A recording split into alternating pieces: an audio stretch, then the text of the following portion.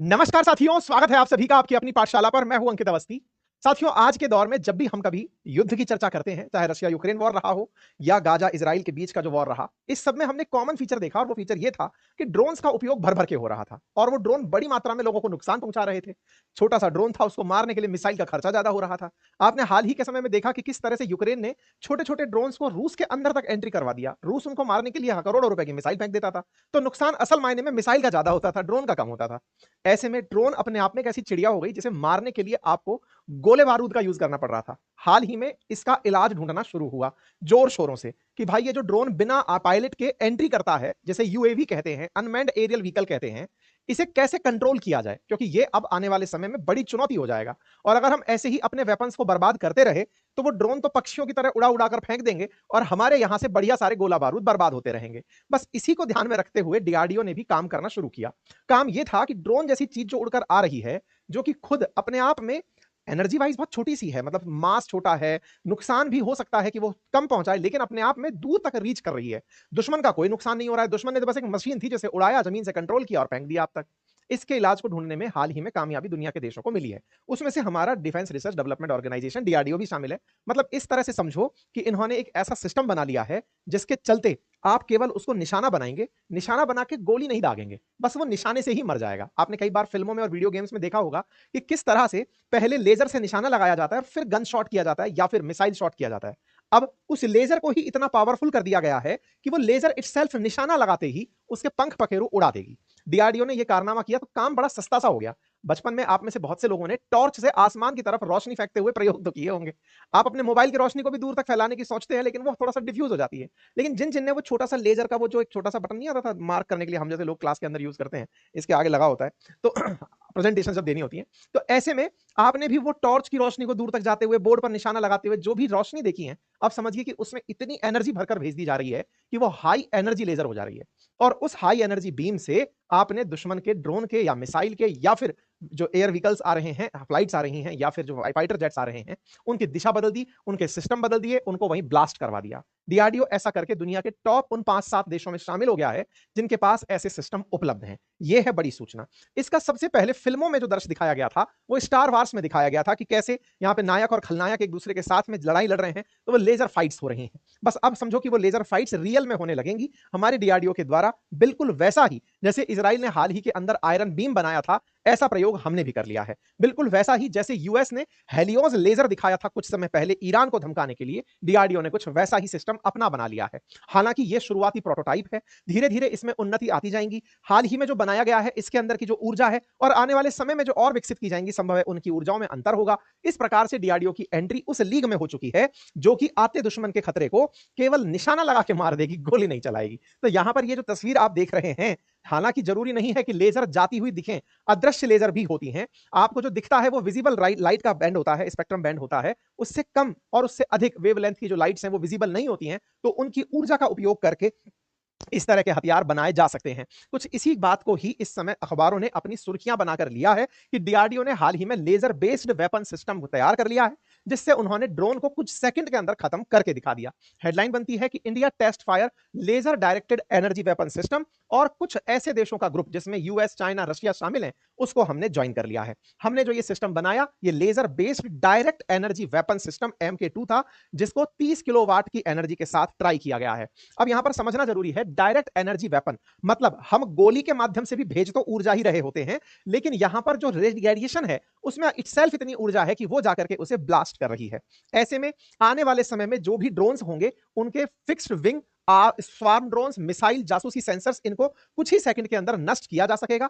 DRDO के द्वारा आंध्र प्रदेश के कुरनूल में बने नेशनल ओपन एयर रेंज पर लेजर बेस्ड वेपन सिस्टम का परीक्षण करके दिखाया।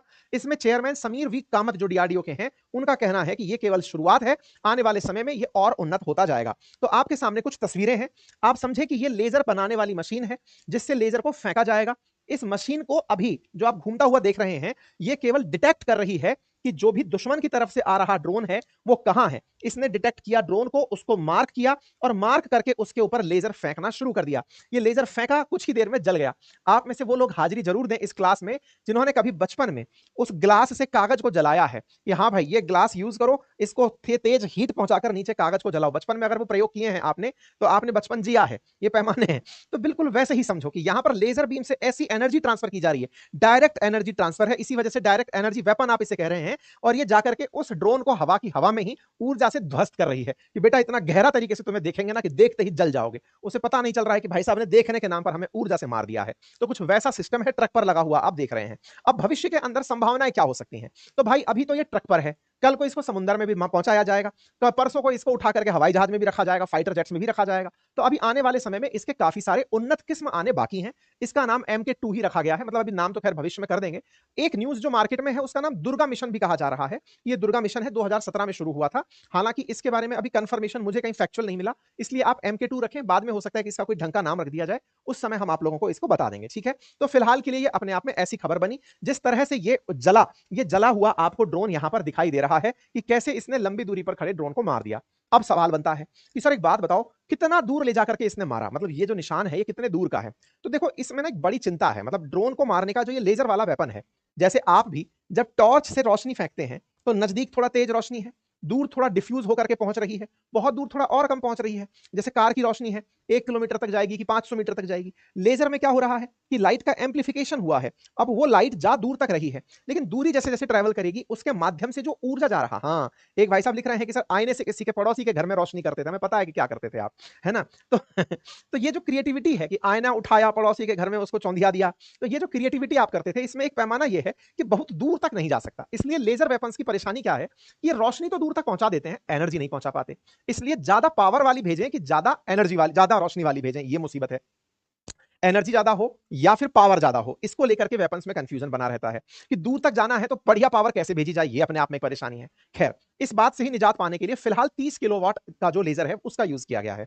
भविष्य में इसी की पावर को बढ़ाया जाएगा और बढ़ा करके इसको 100 वाट तक ले जाने का पावर प्लानिंग चल रहा है, 100 किलोवाट तक का, ठीक है। अच्छा, अभी जो हमने यूज किया है ये केवल 5 किलोमीटर की रेंज तक ही भस्म कर पा रहा है, उससे दूर जाते जाते इसकी एनर्जी कम हो जाती है। हाँ, एक भाई साहब लिख रहे हैं कि हम तो मून भी देख लेते थे, बिल्कुल सही कह रहे हैं आप, है ना। तो ये वाली जो स्थिति है, इस स्थिति में कितना दूर तक आपकी रेंज पहुंच रही है एनर्जी के साथ, यही सबसे बड़ी उपलब्धि है। तो भारत 5 किलोमीटर तक यह काम कर पाया है, अमेरिका इस काम को 7 किलोमीटर तक कर पाया है, चाइना वाले 5 से 10 किलोमीटर क्लेम करते हैं। मतलब सबके लिए ये बोटल नेक है, कोई ये नहीं कह पा रहा है कि हम 100 किलोमीटर दूर उड़ती चिड़िया को मार गिराए, नहीं, ये 5 से 10 किलोमीटर की रेंज में ही है। अब जैसे भारत ने ड्रोन मार गिराया, कल को कोई आकर कह रहा है कि हमने इतनी एनर्जी फेंकी कि हमने फाइटर जेट मार गिराया, तो वो ज्यादा एनर्जी से संभव है। तो जितनी ज्यादा एनर्जी, क्या वो उतना आसानी से ट्रांसफर हो पाएगी? ये फिलहाल प्रयोग के विषय हैं जिन पर फिलहाल प्रयोग किए जा रहे हैं। इसके लाभ क्या हैं? देखो, लाभ तो इसका कुल मिलाकर ये है कि आपने कोई बम गोला तो फेंका नहीं, और जब कोई बम गोला नहीं फेंका तो ऐसे में बम गोले की लागत से बच गए। ऊर्जा थी, आपने ऊर्जा को पैदा करने में जितना खर्चा किया बस उतना ही खर्चा है, इसीलिए हर देश इसके पीछे पड़ा हुआ है। अभी यूके ने ऐसी ही लेजर बनाई जो 1000 रुपए से कम के अंदर इस खेल को कर दे रही है। हमारे केस में पूछा गया कि भाई कितना खर्चा है, बोले सब 2 लीटर पेट्रोल भर का खर्चा है, मतलब 200 रुपए के अंदर हमने एक बीम मार करके ड्रोन को मार गिराया।